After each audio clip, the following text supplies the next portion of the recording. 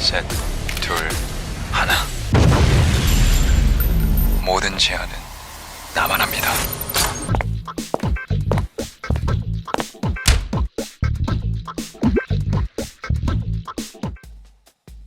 이분의 단독 주연 영화가 드디어 나왔습니다. 요 썰고 저 썰고 복사뼈 위로 싹 썰고 야 썰고 야 복사뼈 위를 여기다 잘라야 안 되는다. 요 썰좌의 도심 테러 재난 영화가 개봉을 했습니다. 흥행 치트키라고 해도 과언이 아니죠. 퀵 같은 영화도 있었고 2013년에 더 테러 라이브 기억하시는 분들 많으실 거고요. 재작년에 엑시트 같은 영화도 있었고 데시벨이라고 소리에 반응하는 폭탄을 소재로 한 영화도 개봉을 앞두고 있습니다. 네, 그만큼 좀 우리 일상 속에 좀 친숙한 소재나 공간을 다루고 있기 때문에 자연히 생겨나는 좀 공포감 내지는 긴장감 같은 것이 좀 생기잖아요. 좀 더 확장시키면 뭐 도어락 같은 좀 스릴러 영화도 있을 것 같고, 뭐 혹은 하정우 씨 나왔던 터널도 있죠. 그런 좀 재난 영화도 현실 밀착적인 측면이 좀 굉장히 강하게 있는데, 지금 이 발신제한 역시도 그 시내에서 도심에서 펼쳐지는 테러라는 상황을 어떻게 충분히 일어날 법한 방식으로 그려내는가가 좀 관건이 될 것 같습니다. 자, 영화 발신 제한 줄거리 함께 보겠습니다.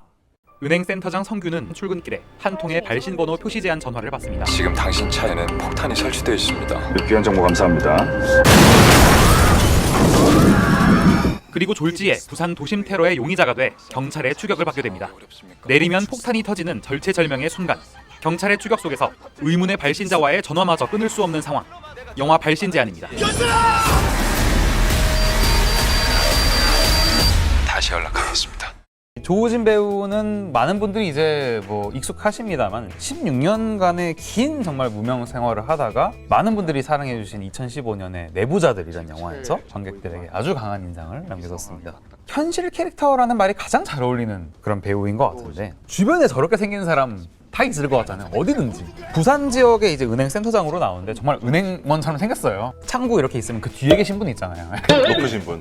테러 장르에는 최적의 얼굴이다, 이렇게 또 말씀드리고 싶어요. 예. 단지 그냥 뭐 이 조우진 배우가 뭐 억울하게 생겨서 이런 게 아니라 현실에 있는 누구나 테러의 대상이 될 수 있다는 것을 이 조우진 배우의 얼굴로 다 설명이 되는 거예요. 다만 이 지창욱 씨는 너무 잘생겼잖아요. 범인치고. 좀 넘었다, 이렇게 또 말씀드리고. 뭐 최근에는 국가부도의 날에서의 그 최정복 차관 역도 있었고, 1987에서의 그 박종철 열사의 삼촌 역도 있었고, 뭐 최근에 도굴이나 서복 같은 영화에도 활약을 했었죠. 조연 위치로 많이 활약을 했었는데, 그러니까 이번 발신 제안은 처음으로 주연으로서 입지를 다지게 되는 작품이라는 점에서도 좀 의미가 있겠죠.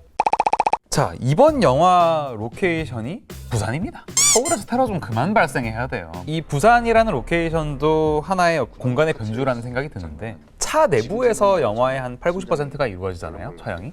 그렇게 되면은 굉장히 폐쇄적이고 답답한 공간에서 진행되는 만큼 영화가 단조로울 수밖에 없었을 거란 말이에요. 그래서 이거를 좀 해소를 하기 위해서 그 폐쇄적인 차 내부와 대비되는 부산 도심과의 어떤 추격전이라든지 이런 부분들과 교차 편집이 자연스럽게 들어가면서 확실히 보는 재미를 더한 그런 영화였던 것 같습니다. 차 안에서 벌어진 어떤 장면, 떠오르는 것 중에 하나가 김지훈 감독님의 악마를 보았다. 360도 돌지 않나요, 카메라가?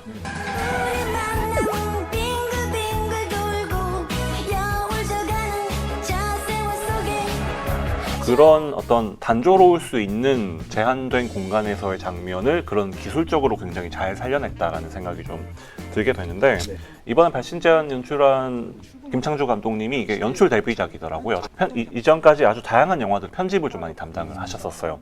지금 뭐 침입자, 아니면 뭐 나를 찾아줘, 아니면은 뭐 PMC, 혹은 뭐 마녀나 터널 같은 영화들, 그리고 아까 얘기한 더 테러 라이브도 이분이 편집을 하셨고, 끝까지 간다도 있고, 그 2014년도에 청룡영화상 편집상도 받으셨고, 뭐 기술적인 측면도 기대해 볼 만하지 않을까 싶어요.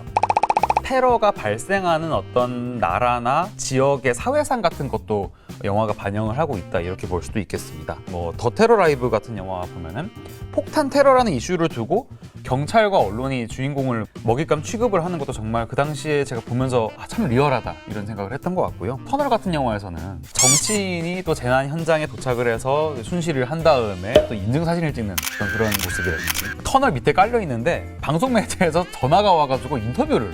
예, 여보세요. 예, 여보세요? 이정수 씨 되십니까? 예. 그 터널 밑에 계신 이정수 씨가 본인 맞는 거죠? 예, SNC 조양철 기자입니다. 이정수 씨, 지금 통화하는 거 방송으로 내보내겠습니다. 이정수 씨, 지금 심정이 어떠신가요? 그렇죠. 더 테러 라이브도 이 테러 상황이 되면 방송 채널이라는 그 매체의 특성을 활용하게 되는데 또 누군가는 그 시청률의 혈안이 되기도 하죠. 이런 얘기 나오니까 찔리네요, 살짝. 예. 제 유튜브 때문에 뭐 물불 안 가리거든요. 보셨죠? 바게스에다가 팝콘 받으러 다니고.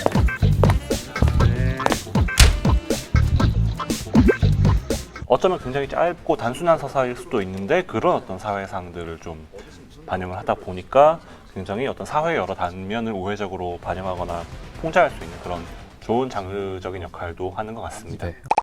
테러 재난 영화의 경우에는 인간의 어떤 파괴 본능이라고 해야 될까요? 살상 욕구가 기본적으로 있는데 그것을 대리 충족시켜주는 부분도 확실히 있는 것 같아요. 인간의 어떤 잔인함을 도덕적으로 좀 중화시켜주는 그런 측면도 이 영화에서 발견할 수 있는 것 같기도 해요. 약간 그 롤러코스터 타이쿤 놀이공원에 방문한 사람들 뭐 괴롭히는 유저들이 있죠. 너무 못됐어. 길이 없어. 탈선시켜버리고. 올라간다. 야 이거 뭐야? 야 이거 뭐야? 잘못 걸려들어서 악몽 같은 하루를 보내는 이야기잖아요. 다 자기가 안고 있지 이걸 제3자한테 털어놓을 수 없는 상황인 거죠. 그러니까 왜냐면 말을 잘못했다가는 더 큰 피해로 이어지니까. 그러니까 그러다 보니까 그 주인공은 결국에는 그 테러를 마치 자신이 주도한 것처럼 이거를 이끌고 간다는 거예요. 어쩔 수 없이. 그 경찰들한테 포위가 되니까 나를 지금 보내주지 않으면 폭탄을 터뜨리겠다고 얘기를 하잖아요. 보내주지 않으면 폭탄을 터뜨리겠다. 폭탄을 실은 차가 시내로 나가게 할 수는 없어. 발포해도 좋아. 그런 상황 속에서 관객들이 정말 서스펜스를 극도로 느낀다는 말이죠. 1인극으로 이루어지는 경우가 굉장히 많은데 그럴수록 대부분 관객들이 주인공에게 감정이입을 하기가 훨씬 더 수월해지는 측면이 있는 것 같습니다. 그러고 보면 이런 장르에서 흔히 악역들은 목소리로 선빵을 날린다 이런 표현을 쓰고 싶은데 전화가 걸려오기 때문에 주인공은 상대가 뭐 누군지도 모르고 사실 처음에는 뭘 원하는지도 모르고 얼굴도 모르잖아요. 무지의 공포에 휩싸이게 되는 그런 점에서 목소리 연기도 굉장히 중요한 것 같아요. 저는 지금 생각나는 게 더 테러 라이브에서 김대명 씨가 이 테러범의 목소리를 이렇게 녹음을 했었는데 그때는 사실 사람들은 지금의 김대명 씨 목소리를 들으면 바로 알겠지만은 그때는 사실 좀 낯설고 그리고 김대명 씨의 목소리가 살짝 떠 있지 않습니까? 어떤 그런 데서 오는 좀 기이한 어떤 그런 이상한 공포감이 그때는 있었던 것 같거든요. 이번 영화에서도 목소리 연기가 굉장히 중요하다. 다시 한번 깨닫는 영화였던 것 같습니다. 저는 그분 목소리 그런 영화들도 좀 그 영화에선 강동원 씨였죠.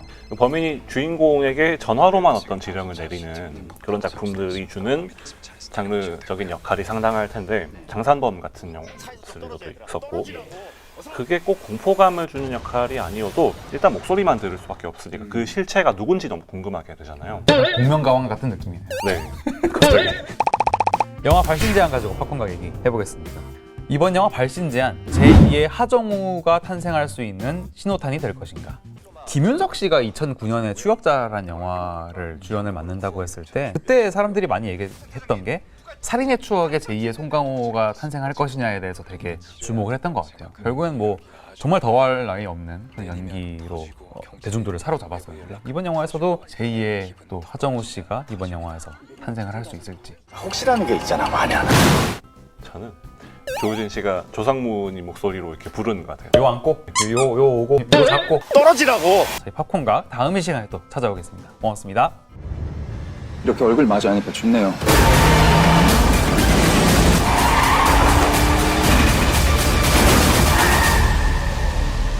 늘 최선을 다하는 거 그게 문제야.